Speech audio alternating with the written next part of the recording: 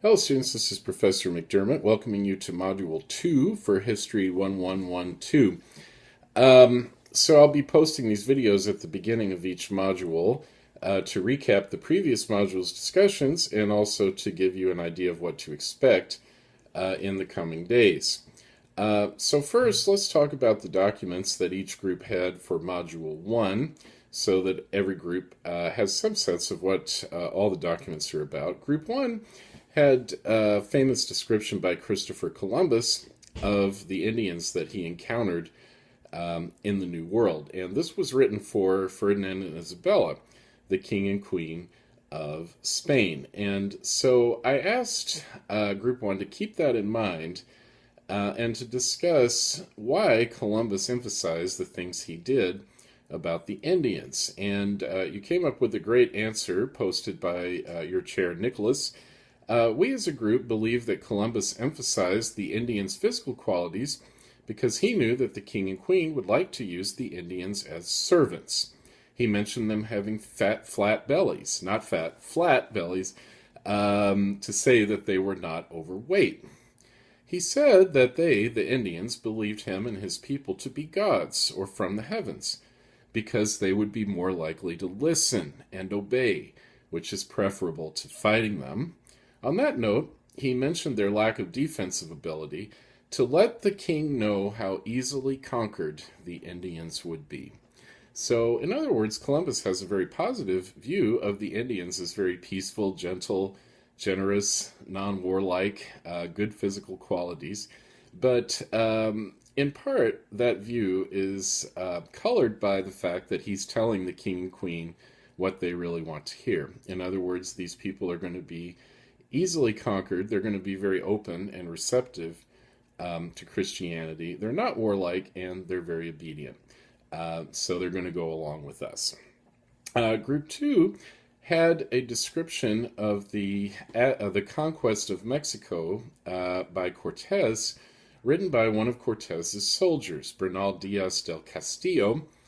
It's interesting too, Group 2, you pointed out really how positive a view in general Diaz had of the Aztecs. He was really blown away by their civilization, by the fantastic craftsmanship and workmanship, the beauty of Montezuma's palace, the wonderful markets that they had with many products available that weren't really even dreamed of, even in the largest European cities of the day. So overall, Bernal Diaz del Castillo was another European who was very impressed with Indian culture, except for one aspect.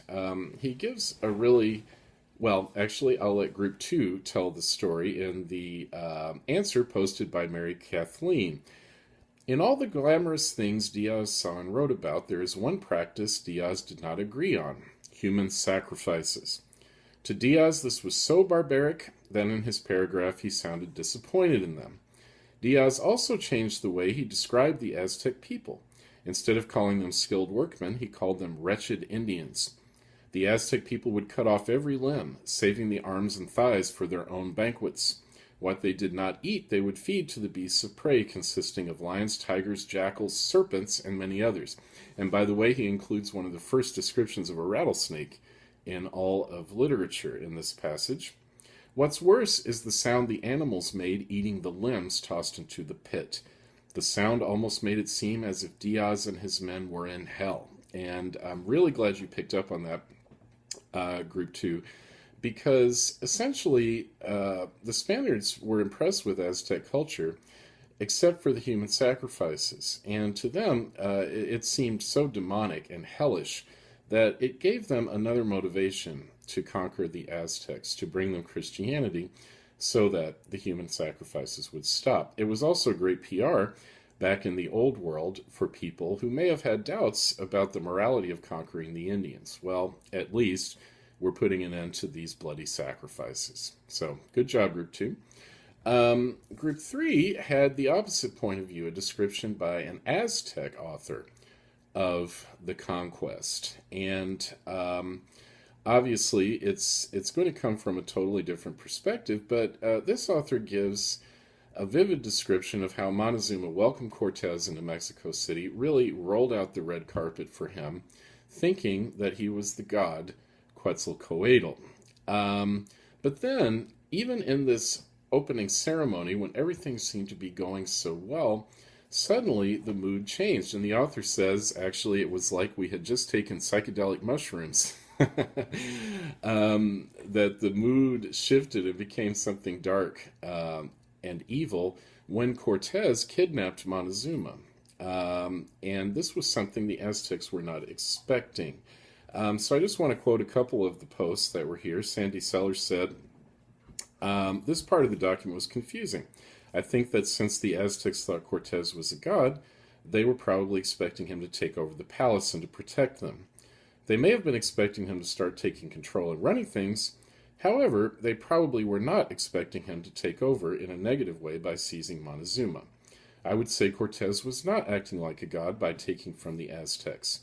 He would be helping them, not harming them, if he was acting like a god. And I think you hit the nail right on the head there, Group 3, because basically Aztecs had welcomed him as if he were a god, and suddenly he did this very nasty thing, which is of course not what you would expect from a god. You would expect protection and blessings if you treated the god well. So that was the source of the confusion. And finally, this document talks about the smallpox epidemic that greatly weakened the Aztecs at a crucial moment in the campaign and really helped Cortez to win his victory.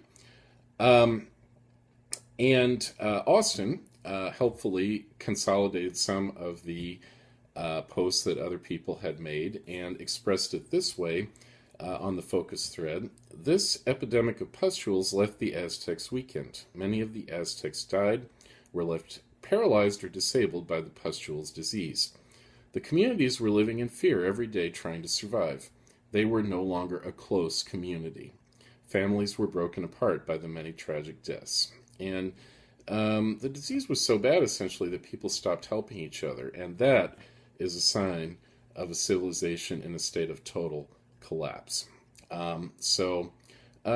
All groups, really, I was very impressed with the way you handled these discussions. So please keep up the good work as we move forward. Now, in Module 2, this will be unusual because you're not going to have any documents. I think this is the only time you won't have any documents.